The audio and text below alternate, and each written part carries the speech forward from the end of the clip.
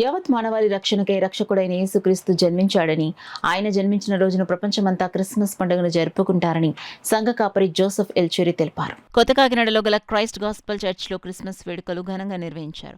అందులో భాగంగా ఏర్పాటు చేసిన క్రిస్మస్ ఆరాధనను చర్చ్ పాస్టర్ జోసెఫ్ ఎల్చురి దైవ ప్రార్థన చేసి ప్రారంభించారు. కార్యక్రమంలో భాగంగా చర్చ్ క్వైర్ స్తుతి గీతాలు ఆలపించారు.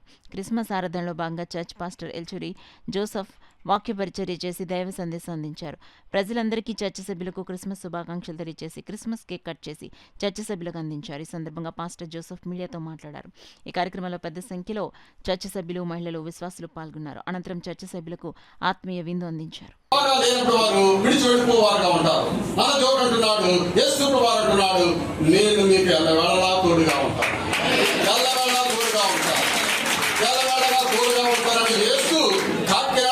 ప్రజలకు ఆయన సెలవుగా నేను మీతో ఉంటాను, మీతో ఉంటాను.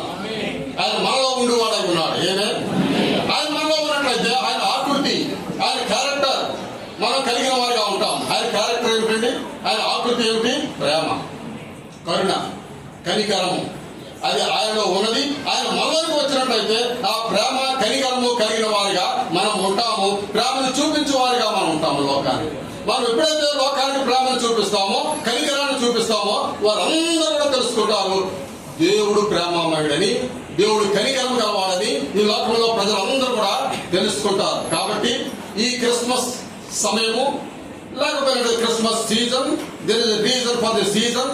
ఎందుకు ఈ క్రిస్మస్ మనం జరుపుకుంటున్నామనగా యేసయ్య బెత్లెహేములో బాలునిగా జన్మించాడు. బెత్లెహేములో బాలునిగా జన్మించాడు. పశువుల పాకలో జన్మించడం రాబడినది. పశువుల పాకలో జన్మించినప్పుడు కూడా ఆయన జన్మించగానే పశువుల పాక అంతా కూడా మహిమాయుక్తమై మారిపోయింది, మహిమగా మారిపోయింది. అదే విధంగా నీచముగా ఉన్న మన హృదయాల్లోనికి యేసయ్య జన్మించినట్లయితే నీచమైన మన హృదయాలు పరిశుద్ధంగా మార్చబడతాయి. అదే క్రైస్తవ్యము. దేవుడు మమ్మల్ని దీవించును గాక. Thank you very much.